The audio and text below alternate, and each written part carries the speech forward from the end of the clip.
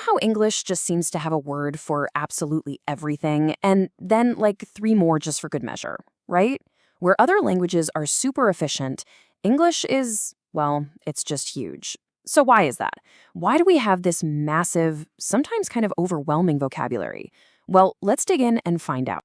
This is really the big question, isn't it? Why do we have so many different ways to say basically the same thing? I mean, it's something you do every single day without even thinking about it. Choosing between words like, say, start and begin, or big and large. But there's a really fascinating story behind why you even have that choice to begin with. And seriously, once you start looking, you see it everywhere. Think about it. You can end something, or you can finish it, or you could get fancy and conclude it, or even terminate it. You can ask someone a question, or you can inquire. You can see something, or you can observe it. Each of these words is circling the same core idea, but they just don't feel the same, do they? There's a very specific reason for that. Now, you might be thinking, okay, so English is just messy, but the real answer is so much cooler than that. The truth is, English isn't messy, it's archaeological. It's like a linguistic dig site, a city built in layers over hundreds and hundreds of years. And every word we use is like a fossil with its own unique story. So, let's grab our shovels and start the dig. Our first layer takes us all the way back to one single, massive event in history that basically split the English language in two and gave us a ton of new synonyms: the Norman Conquest. Let's set the scene. Before the year 1066, the people of England spoke Old English, which was a Germanic language.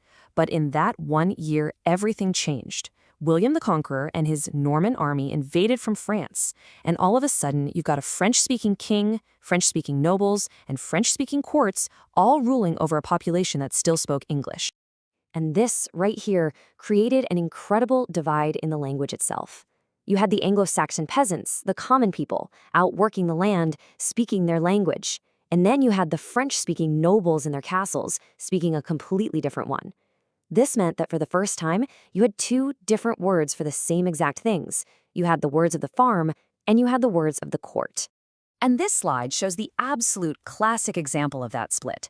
Just look at this. The Anglo-Saxon farmers, the ones actually raising the animals, used the Old English words: cow, pig, sheep.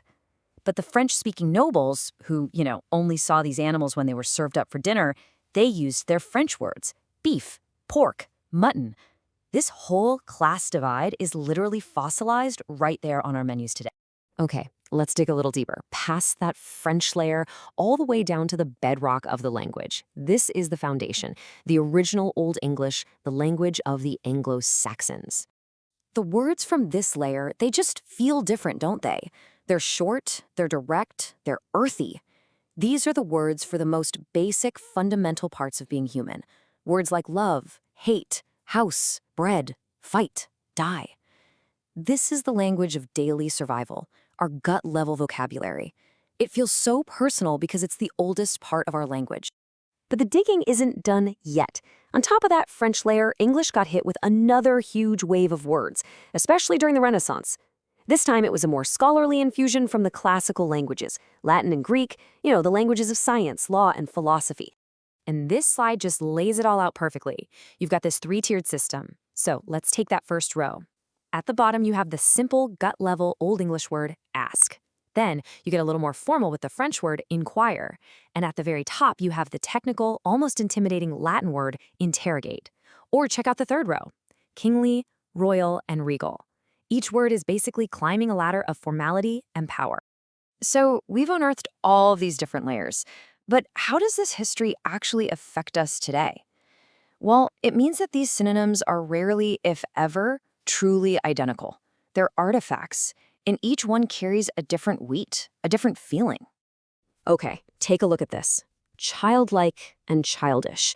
They come from the exact same root, but their connotations, they're worlds apart. Childlike is a compliment, right? It suggests innocence and wonder. But call someone childish, and that's an insult. It means they're immature. This is the key. When you choose a word, you're not just choosing a meaning, you're passing a judgment. Here's another fantastic example.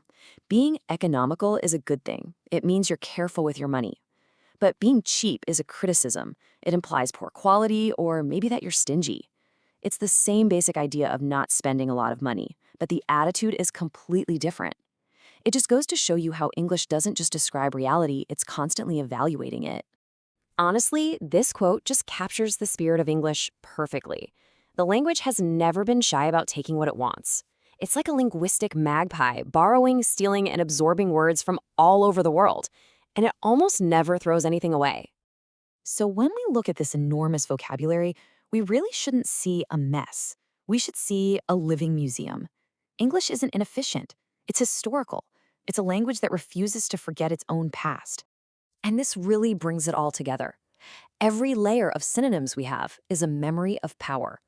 The Old English words, those are about basic survival. The French words are about the aristocracy, about class. And the words from Latin and Greek, they carry the weight of institutions, of law, of science, of religion. So what does all this mean for you? Well, it means that every single time you choose between synonyms, like start or commence, help or assist, you're doing something way more profound than just picking a definition. You are not just choosing meaning. You are choosing which century you are speaking from. You're tapping into a specific layer of history, the earthy Anglo-Saxon farm, the formal Norman court, or the technical Latin laboratory. That choice gives you the power to shape not just what you say, but how it feels. So the next time you're searching for that perfect word, just remember, you're not just a speaker, you're an archaeologist.